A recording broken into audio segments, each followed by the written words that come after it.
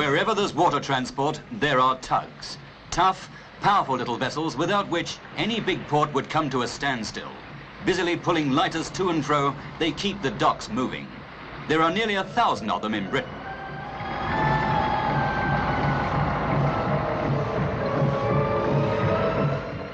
Down the Thames at Greenwich, 62-year-old skipper Stanley Smith, OBE, 35 years a tug master, goes aboard his modern diesel vessel.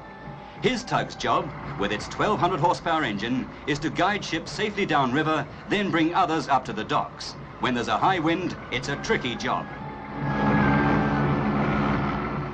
Although diesel engines are replacing steam in most of Britain's tugs, there are still some of the old paddle wheelers working, like this one on the River Wear at Sunderland.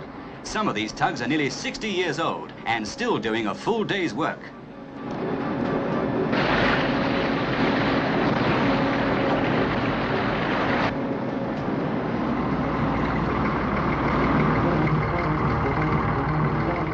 Even the greatest and most powerful ships need the assistance of tugs when they're in confined waters.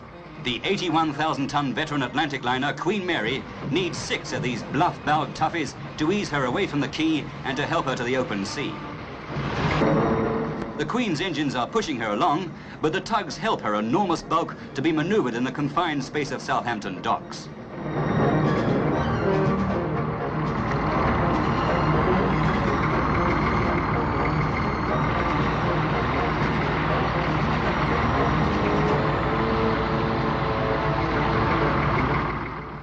With one Queen safely on her way, another, the 83,000-ton Queen Elizabeth, is lying alongside nearby, waiting to go in for her annual 6-week overhaul. This means going into dry dock, so tugs are needed, 6 more of them, to maneuver her into dock. All right, get the line out. Hawsers are got across, and the tugs take up their positions at bow and stern. All right, take the line away. Everyone must work together. The tug skippers, their engine room staffs, the liner's crew, and the men ashore. All is ready. The ensign is lowered. Let go. The tugs come into their own now. Their great single screws churn away, and slowly the 83,000 tons of ship is moved sideways from the quay. The Queen Elizabeth's engines are turning slowly, and from the bridge, the Commodore watches everything as she moves towards the dry dock. She's got to be swung round so she can slide straight into the narrow dock.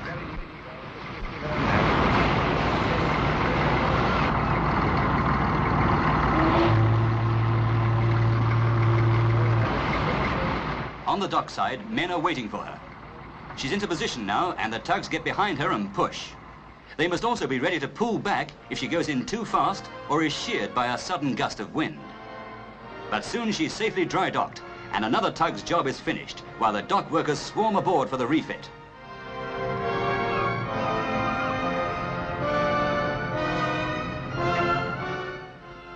Apart from harbour and coastal work, large ocean-going tugs like the Marinia from Britain take on special towage jobs all over the world.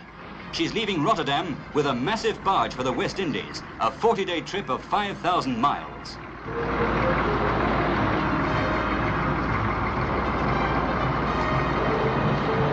Also from Rotterdam, 2 Dutch ocean-going tugs are towing this awkward-looking load to the Persian Gulf.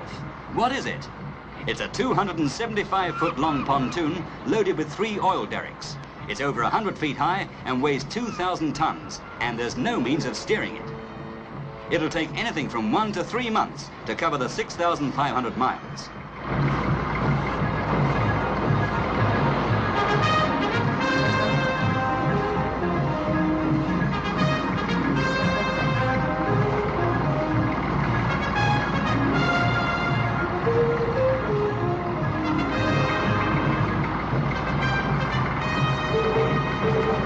For the 21-man crew of a deep-sea tug, once the tow is safely clear of land, life settles down to a routine.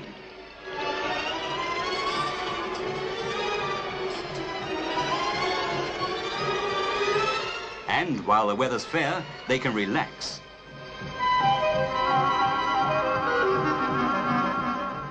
But with bad weather comes trouble. The tow often becomes unmanageable, and at worst, it may have to be slipped to be picked up again when conditions improve. Apart from towing, ocean-going tugs are always on the lookout for a salvage job, like this ship that's run aground. If successful, it means a fat bonus for the tug crew.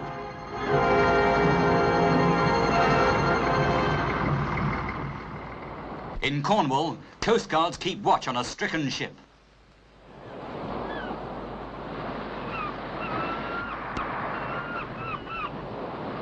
As a report is sent out, there are probably 2 or 3 ocean-going tugs within a few hundred miles listening for such a signal. Then it's full speed ahead, for a salvage operation usually goes to the first tug on the scene, in this case, a Dutchman. The crew of the stricken ship have been taken off by lifeboat, so the tug must get some men aboard to attempt the salvage. No easy job with a high sea running.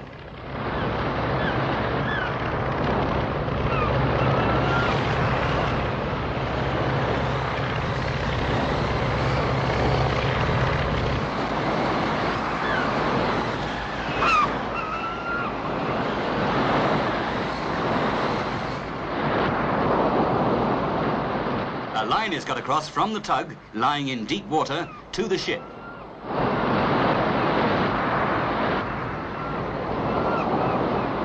The 50-pound-a-week tug captain, with a chance of earning an extra £1,000 on this job, has the safety of his own crew and ship to think of too. As high tide approaches, when there'll be most water under the stranded ship, the tug makes her attempt. She'll make a straight pull first, trying to get her off the way she went on.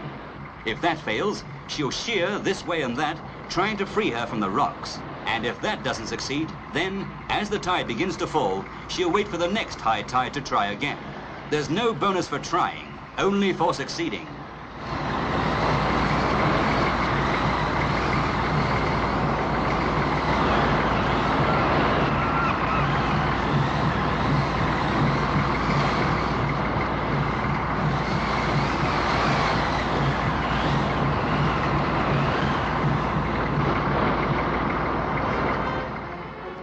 They tried for 5 days to get this ship off. Then, on the 6th morning, defeat. During the night, the ship had capsized.